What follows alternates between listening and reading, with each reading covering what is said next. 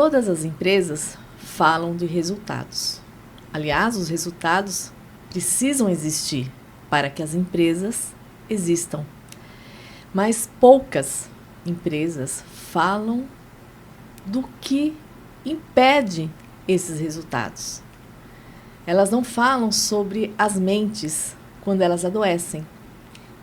E essas mentes adoecidas acabam prejudicando o resultado. Esse assunto é um assunto silencioso. As pessoas não discutem, as pessoas não trazem no convívio para poder resolver essas problemáticas. Mas março de 2026 está aí. E as empresas serão obrigadas, sim, a falar sobre mentes adoecidas. É um assunto desconfortável de se falar, mas necessário.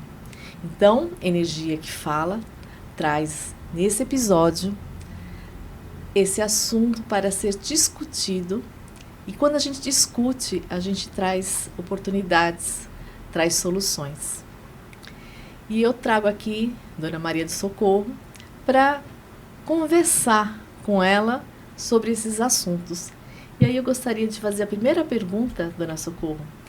Quando a senhora conversa com as pessoas sobre problemas mentais no trabalho, como é que as pessoas recebem essa pergunta ou esse assunto? Elas são acessíveis a esse tipo de soluções, de comentário, de problemática? Bom, a história está mudando. Por muito tempo, eu acredito que a forma como a mente foi tratada até agora trouxe para nós o resultado do que nós estamos vivendo. Como é que se falava sobre problemas mentais? Sempre como se fosse um tabu, algo feio, algo depreciativo. Era comum, quando uma pessoa tinha uma depressão, uma síndrome de pânico, ou um estresse profundo, procurar esconder, porque tinha medo que os outros soubessem e que apontassem ela como louca. Se uma pessoa procurava um psiquiatra ou um psicólogo, e essa pessoa não está bem da cabeça. Cuidado. Era terrível. Preconceito contra as doenças mentais foi terrível. E o resultado é esse mundo caótico que nós estamos vivendo. Hoje o número de pessoas adoecidas mentalmente é incomensurável. E por quê? Porque se negligenciou, se cuidou do corpo, do pescoço para baixo. Não se cuidou do cérebro, que é a máquina, por não termos tido consciência desse problema, por termos tratado ele como algo feio, algo que é melhor esconder debaixo do tapete. Hoje estamos pagando um preço muito alto. Hoje, crianças, adolescentes, pré-adolescentes, pessoas de idade estão desistindo da vida. Porque às vezes não vêem mais saída. O desespero chegou num ponto insuportável. Mas é sempre assim, né? O ser humano, ele vai deixando, até chegar num ponto em que ele percebe que se ele não tomar uma atitude, ele não vai sobreviver. E aproveitando essa fala da senhora, né, que não vai sobreviver, né, em que momento a senhora acha que as pessoas começaram a observar que estar desmotivada no trabalho, estar cansada, não sentir vontade de acordar para ir ao trabalho, começaram a fazer um relacionamento com todas essas dores emocionais com o trabalho? A senhora acha que isso é coisas que começaram a ser despertadas agora? E relacionar isso ao trabalho? Ou a senhora acredita que vai muito além da atividade que a pessoa executa? A gente tem de olhar a mente humana como um todo, né? O trabalho faz parte da vida de um indivíduo. Então, não é só o trabalho. O trabalho é um componente muito importante, porque ela passa, às vezes, 8 horas, 10 horas do dia dela dentro do ambiente de trabalho. Então, esse ambiente está sendo bem cuidado, vai fazer uma grande diferença na vida do indivíduo. Mas também tem os aspectos pessoais do indivíduo, né? Que ele traz para dentro do ambiente de trabalho. Então, a gente tem de olhar a problemática da saúde mental como um todo, né? Desde a gravidez das mulheres, né? Desde o cuidado que nós temos de ter com a grávida, o cuidado com a criança, porque o adulto de hoje é o resultado da criança de ontem. Então, acordar para tudo isso, acordar para a necessidade de se criar ambientes harmônicos, ambiente onde a pessoa tenha prazer em sair de casa para ir trabalhar. Antes, né, de tratar de mentes, a senhora foi executiva, trabalhou em grandes empresas. A sua jornada toda, né, como executiva, em grandes empresas, estudando, né, comportamentos. E com certeza a senhora acompanhou empresas onde lideranças terminaram com o seu grupo de colaboradores ou, ao contrário, lideranças se sobressaíram lidando com os seus colaboradores. O que a senhora acredita, né, que faz a diferença nesse sucesso de pessoas dentro do ambiente de trabalho, cada vez mais motivadas, né, criando oportunidades para si mesmo e para a empresa? O que a senhora acredita, já que a senhora acompanhou tantos anos como executiva nesses ambientes de colaboração, né, que realmente faça com que o ambiente de trabalho seja saudável? Denise, eu acompanhei a trajetória humana em empresas desde muito pequena, né? Trabalhando na empresa de casa, né? Nós éramos bordadeiras, mas era um grupo, porque eram 7 irmãs e nós bordávamos e fazíamos uma linha de produção no bordado. Então eu me lembro que nós já tínhamos ideia de como produzir melhor desde pequena. E tive a oportunidade, cresci, fui ser estilista, tive a oportunidade de trabalhar muito com piso de fábrica, com as gerências, as altas gerências, me tornar diretora de empresa.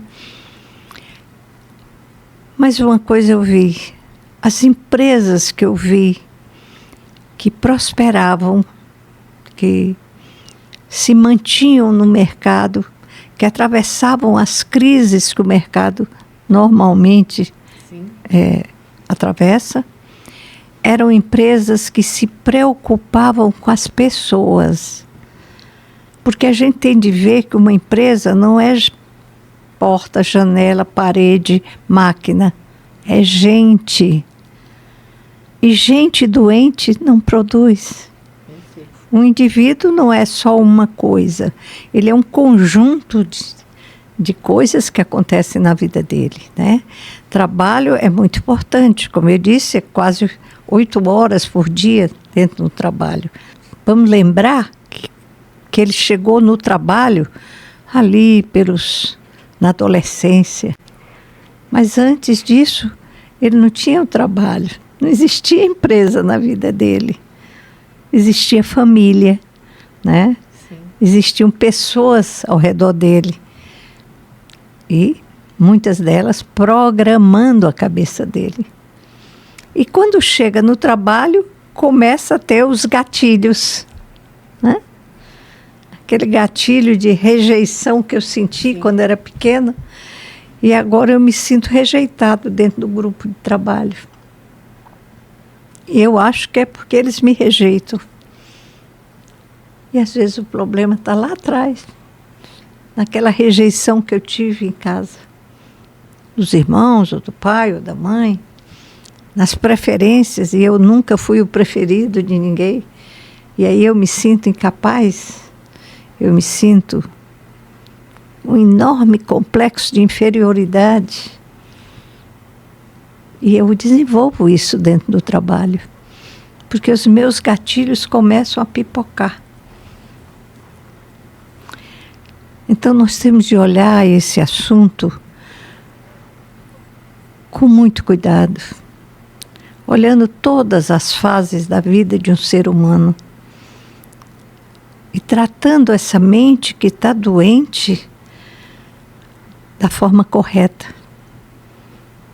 Muitas vezes a gente está se intoxicando com remédios, quando na realidade uma terapia bem feita poderia ser a solução.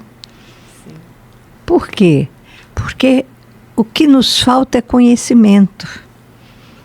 Eu não me conheço, eu nem sei quem eu sou, por que eu estou aqui, por que eu me sinto tão mal, por que eu me sinto tão triste, com tanta melancolia. E isso não vai ser remédio nenhum que vai tirar de mim. A senhora já teve vários papéis, né? No papel de colaboradora, no papel de empresária e no papel de líder, né? Olhando para esse triângulo, né? Dessas funções. E agora com essa exigência que a gente vai ter, né? Sim, da NR1, né? Da NR1. Uhum. Todas essas pontas vão ter responsabilidades. Acredito que todas vão estar na obrigação de resolver conflitos mentais. E aí, muitas vezes, esses conflitos, esses problemas que acontecem, mesmo o ambiente do trabalho sendo muito bom, muito descontraído, respeitoso, se apresenta alguma dificuldade como colaborador, né? Como é que a senhora vê o empresário com essa responsabilidade agora de olhar para o funcionário, ver que está com problema, porque às vezes o problema não está dentro da empresa, mas ele traz isso para a empresa, porque ele passa o maior tempo dele dentro de uma empresa e não na casa. Se a gente for contabilizar o número de horas, ele passa mais tempo no ambiente de trabalho do que em casa. Então, mesmo que aquele problema ali não seja da empresa ou naquele ambiente, ele vai trazer, né, essas complicações mentais para dentro do ambiente. Como é que a senhora vê esse tripé, né? Colaborador, empresa, líder, em administrar tudo isso? É uma reunião de forças, né? Não é só o empresário, é o todo.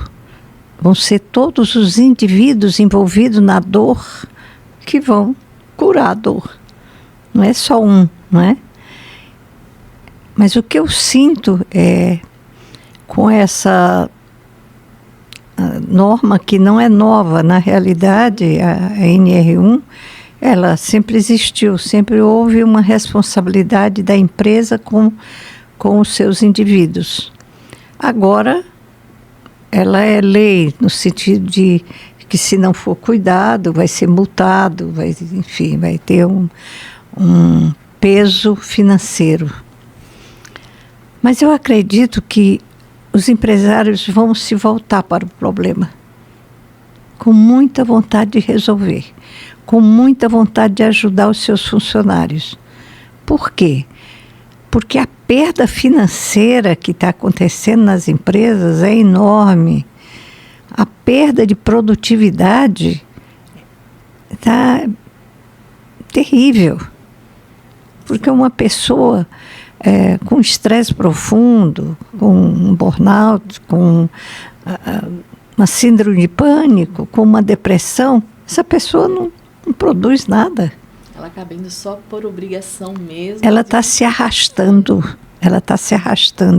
e está indo para um caminho que às vezes não tem volta mais. Então, a responsabilidade é de todo mundo, né? Do próprio indivíduo, que também vai acordar para a necessidade de se autoconhecer, de procurar realmente se ajudar, ter aquela ajuda da empresa e procurar se ajudar também. Porque a empresa sozinha não vai resolver nada. Tem de ser um conjunto, tem de ser a família, a empresa, o indivíduo, né? E a senhora acredita que... e aí a gente não está falando mais de obrigação, né? A gente está falando da realidade mesmo, de querer solucionar os problemas. E a NR1, pelo pouco que eu estudei, ela pede para ter momentos de palestras, né? Momentos de conhecimento. A senhora acha que esses momentos é o suficiente para desenvolver, né, essa mente, curar essa mente? Elas podem ajudar, mas a senhora acredita que é o suficiente? Elas podem ajudar bastante, mas não é o suficiente. As pessoas precisam acordar que elas têm de se autoconhecerem. E elas têm para isso ferramentas maravilhosas. Existe. Eu sou terapeuta há 20 anos. Já vi pessoas com problemas seríssimos de depressão se curarem em semanas. Por quê? Porque conseguiram ver a raiz do problema delas e encarar o problema. E às vezes o problema é pequeno. É o problema de uma criança ferida apenas. Vou lhe contar um episódio que eu vivi numa creche, para você entender o quanto as pessoas estão precisando de cuidado. Me falavam muito de uma creche que as crianças eram maravilhosas. Nossas crianças são tão educadas. A senhora vai ver com que maravilha. E eu fui, um dia de sexta-feira, visitar essa creche. E no final do dia eu voltei para casa arrasada. Eram 105 crianças na creche. Tinha 100 totalmente apáticas. E eu disse para a pessoa que me levou até elas, que era muito preocupada com as crianças, eu disse, olha, antes de ajudar as crianças, nós temos de ajudar as cuidadoras. Porque as cuidadoras, coitadas, estão acabando com a vida das crianças. E eu tive essa experiência com uma delas, porque tinha 4, entre 2 e 4 anos, que eram bem levados, brincando. E um no berçário, assim, de 8 meses, sentadinho no berço, chorando. Mas chorava, gritava. E eu perguntei para uma das cuidadoras, está todo mundo quietinho, mas esse aí chora tanto. E ela disse para mim, é que só faz 1 semana que ele chegou, dona Socorro. Mas nós vamos enquadrar ele, logo, logo ele também está educado como os outros. Eu fiquei olhando para a ingenuidade daquela criatura, que achava que fazer com que a criança ficasse quietinha, caladinha, sentadinha, ela estava fazendo uma coisa maravilhosa com a criança. As crianças estavam apáticas. Era próximo ao dia da criança e nós levamos presente para eles. Se entregava o presente na mão da criança, ela ficava olhando para você, não abria o presente. Parada. Então veja, nós temos de cuidar da empresa como um todo. Desde da diretoria, a supervisão, a gerência, porque às vezes uma pessoa que está num nível de estresse profundo e é o líder. Imagine o que esse líder está fazendo com essas crianças, deixando todo mundo apático. Então, o que vai ser muito necessário nas empresas é que se vejam realmente aonde está havendo o problema maior, né? Se é uma pessoa que está desequilibrando o ambiente, então essa pessoa precisa ser cuidada. Não é que ela vai ser mandada embora, não, ela está precisando de cuidado, só isso. E às vezes o desequilíbrio dela não é pelo ambiente de trabalho, é algo que ela está vivendo em casa. Sim, mas né? que ela está vivendo fora, né? Mas ela está trazendo para o ambiente de trabalho. E não tem como não trazer, né? Não tem, nós somos seres humanos, somos seres de emoção, de pensamento, de vibração. As pessoas precisam acordar que não existe nada sólido, tudo vibra, e vibra em diferentes frequências. Então, de repente, eu estou vibrando numa frequência de raiva, e eu vibrando numa frequência de raiva posso destruir o meio ambiente do meu trabalho. Posso gritar com o meu funcionário, posso xingar, né? Posso desequilibrar o humor inteiro de uma fábrica.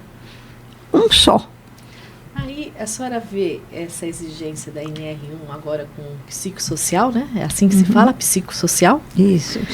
Como uma oportunidade para essa empresa ou como mais um gasto? Como é que a senhora uma vê? Grande oportunidade para as empresas, uma grande oportunidade de ganho para elas. Vai existir um gasto, não é? Que aparentemente, nossa, eu vou gastar esse dinheiro. Não, você vai estar ganhando muito dinheiro, que você não faz nem ideia o quanto você está perdendo agora, com os problemas que não afloram, que está tudo ali debaixo do tapete. Que não se querem conversar sobre, né? Ninguém quer falar sobre isso. E é necessário. É necessário porque tudo é mente. O universo é mental. Veja, essa caneca existe porque alguém primeiro pensou nessa caneca. Como ia ser o modelo dela, a cor, a estampa que ia colocar. Está aqui a caneca agora na minha mão. O seu vestido, alguém pensou no modelo, no tecido, como ia ser os recortes desse corte. Tudo primeiro é pensamento. Tudo primeiro é vibração.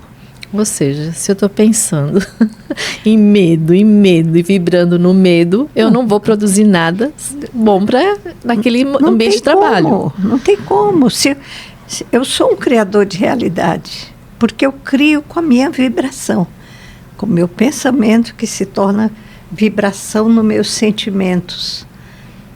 E se eu estou morrendo de medo, o que eu estou criando? Sim. Um ambiente terrível, de medo, que paralisa, que nada acontece.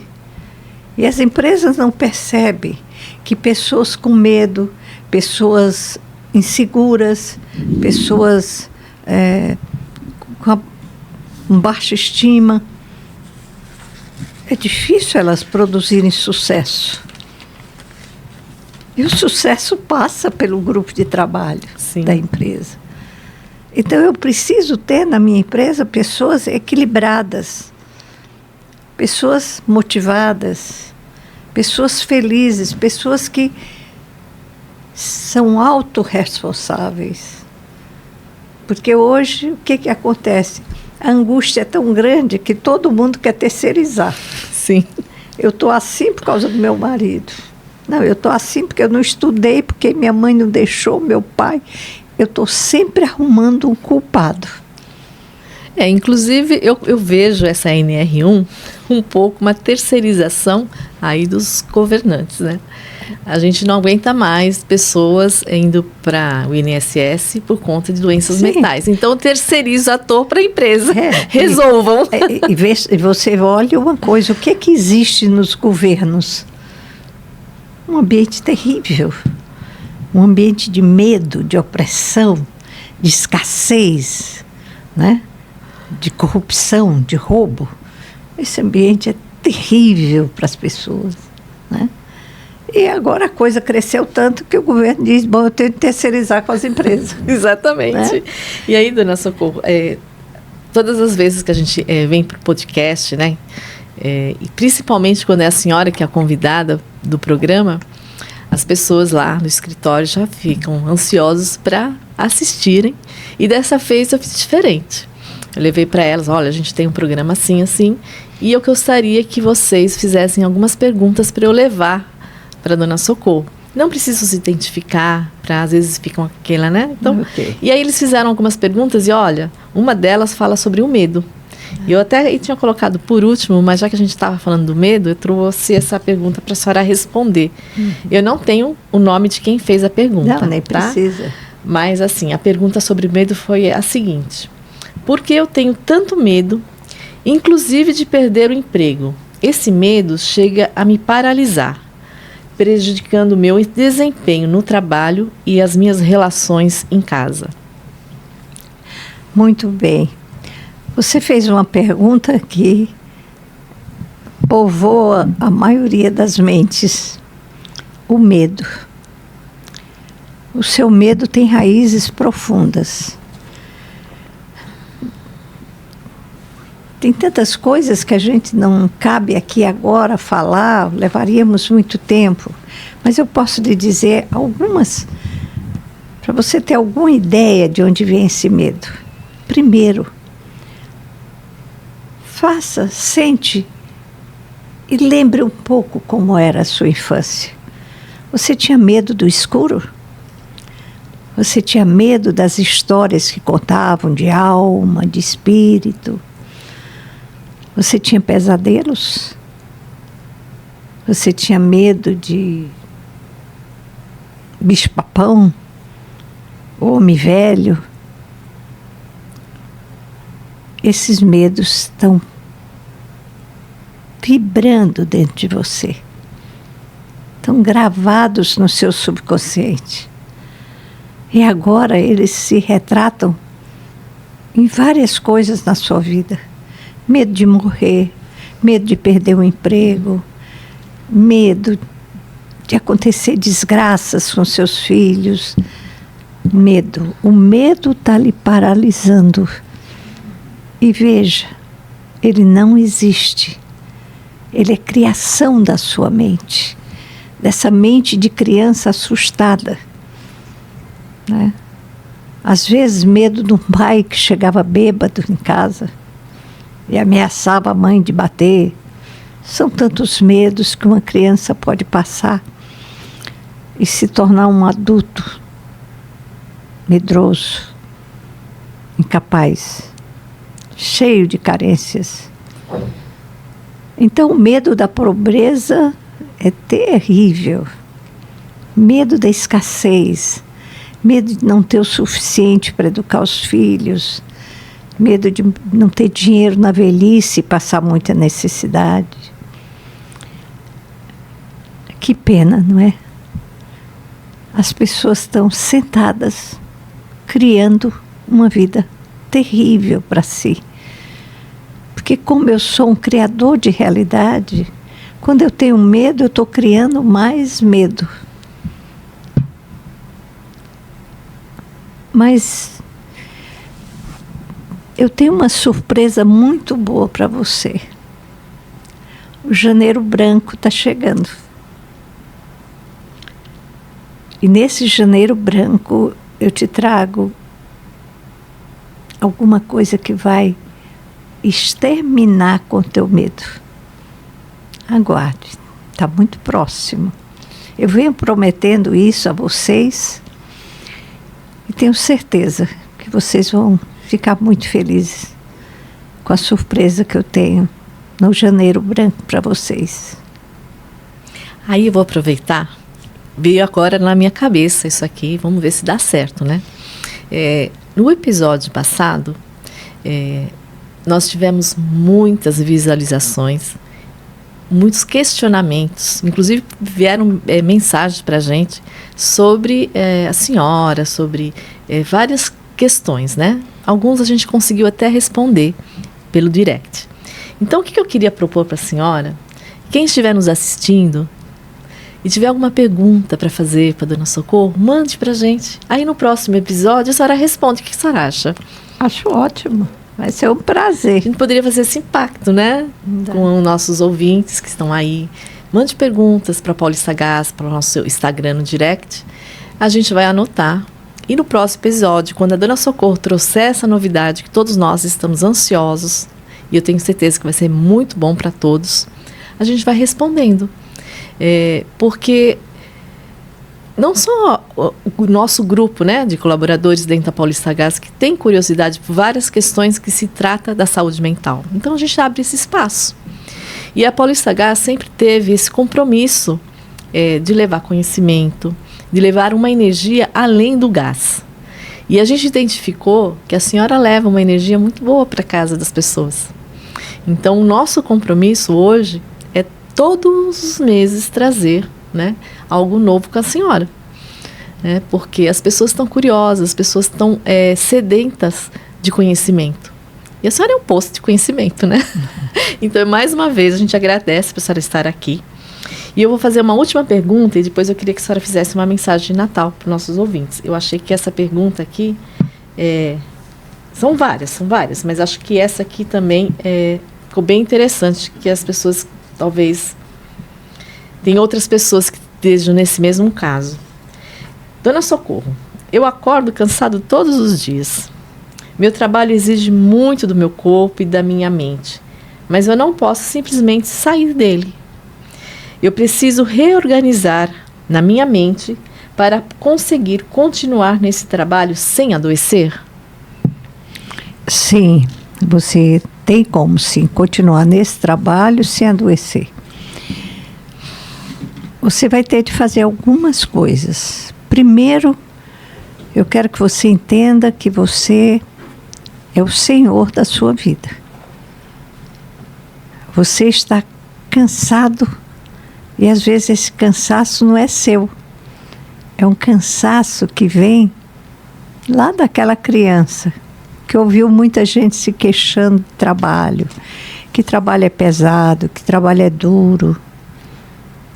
Pobre trabalha e não ganha nada.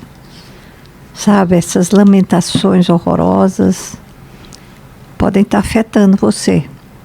Eu não sei como foi sua infância, mas faça uma revisão nisso. Veja se não tinha muita gente reclamando sobre trabalho. Agora tem um detalhe, às vezes a gente também passa por momentos na vida em que a gente tem de fazer trabalhos que a gente não gosta muito, né? Mas é necessário, porque você tem de ter o dinheiro no final do mês para suas despesas. Muito bem. Mas você vai aprender comigo que você é um co-criador da realidade que você vive. E você pode sim criar a realidade do trabalho que você quer viver. Entenda isso. Enquanto você não tiver essa oportunidade de entender isso, de ter esse conhecimento precioso, faça o seu trabalho da melhor forma possível. Existiu um frade, né, da Igreja Católica, que eu achei muito interessante a história desse frade. Ele era o faxineiro do convento e era o cozinheiro.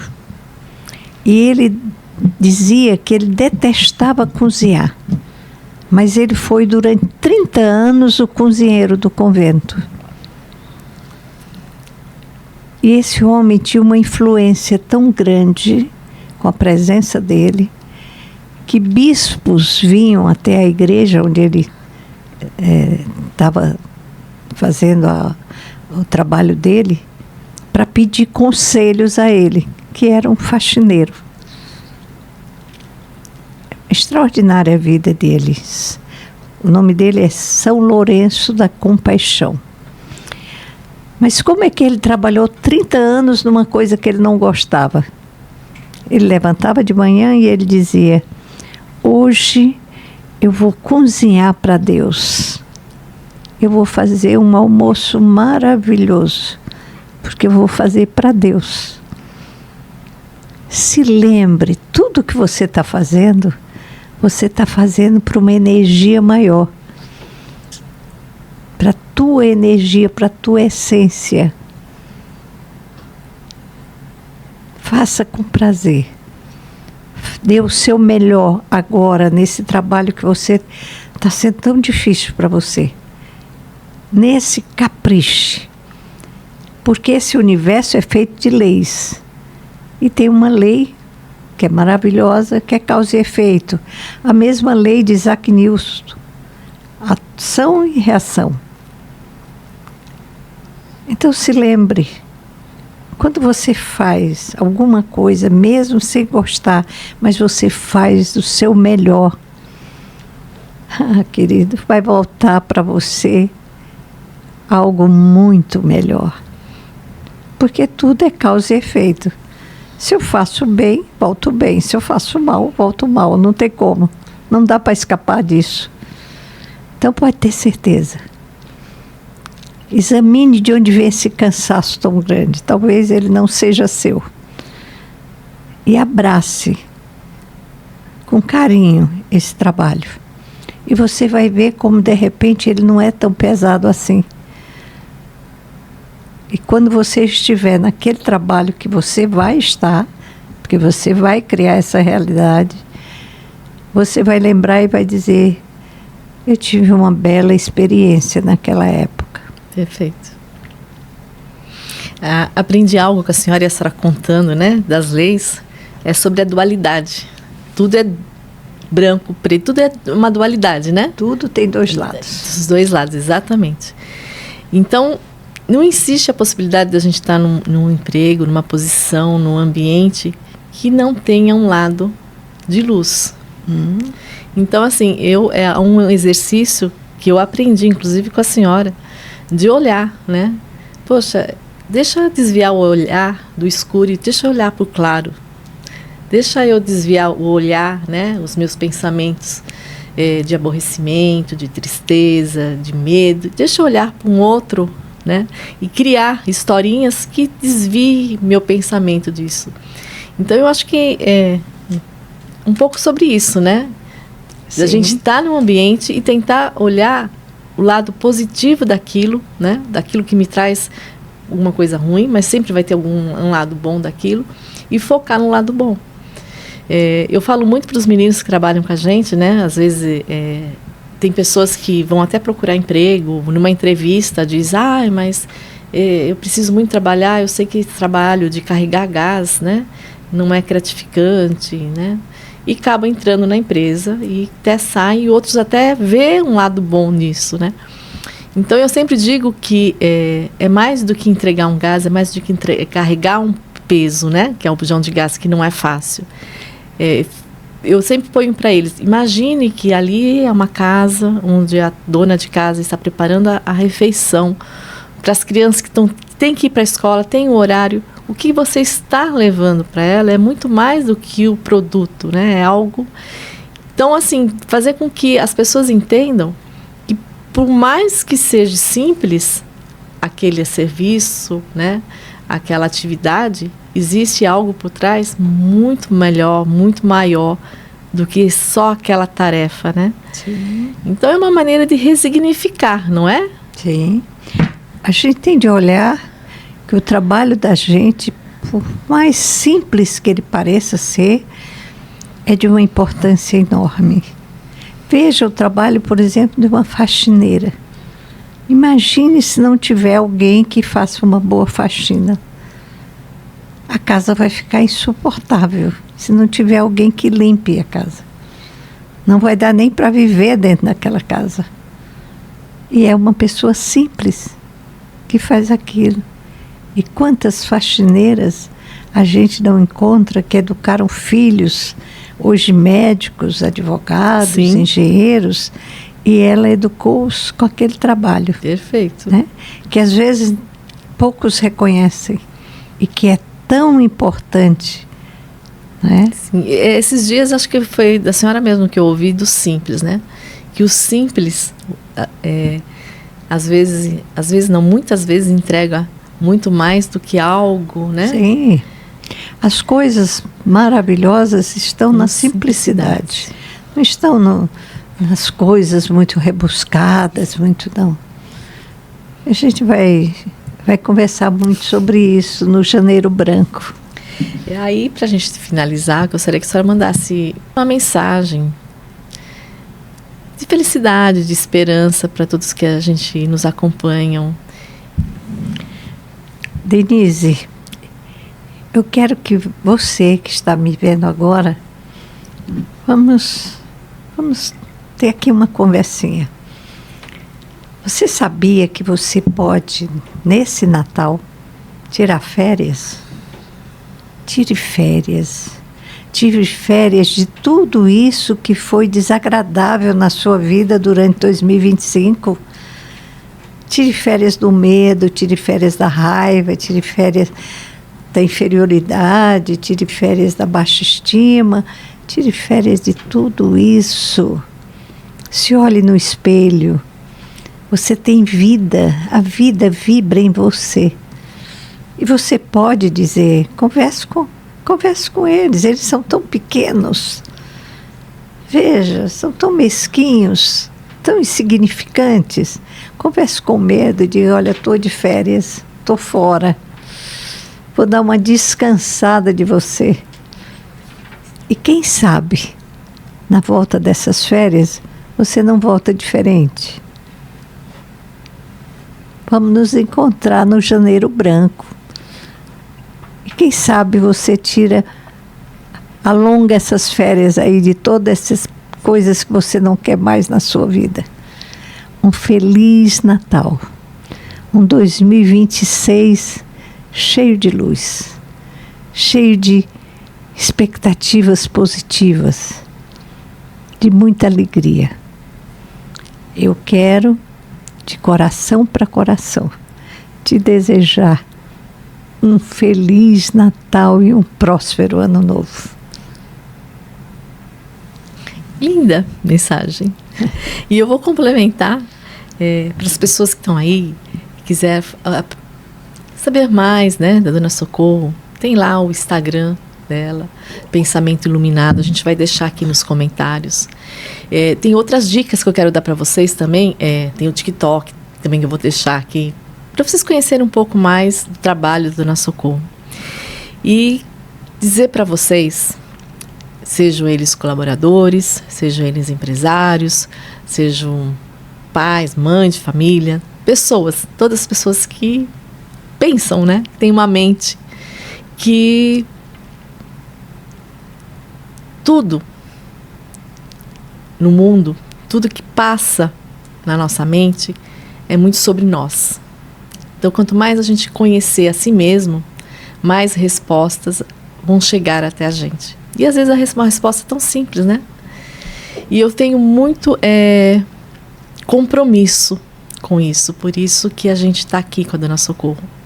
Então, todas as vezes que eu trago a Dona Socorro para o programa Energia que Fala, que é patrocinado pelo Paulista Gás, venho com um propósito de levar conhecimento, de levar informações para que vocês, cada dia mais, sejam mais felizes. É o meu compromisso aqui com a Energia que Fala. Então, muito obrigada pela atenção, um Feliz Natal a todos. E 2026, Janeiro Branco, vamos estar de volta com a Dona Socorro, trazendo mais informações, mais conhecimentos e uma novidade muito acessível a todos, que eu tenho certeza que vai contribuir para que o nosso propósito seja atendido. Muito obrigada, feliz 2026.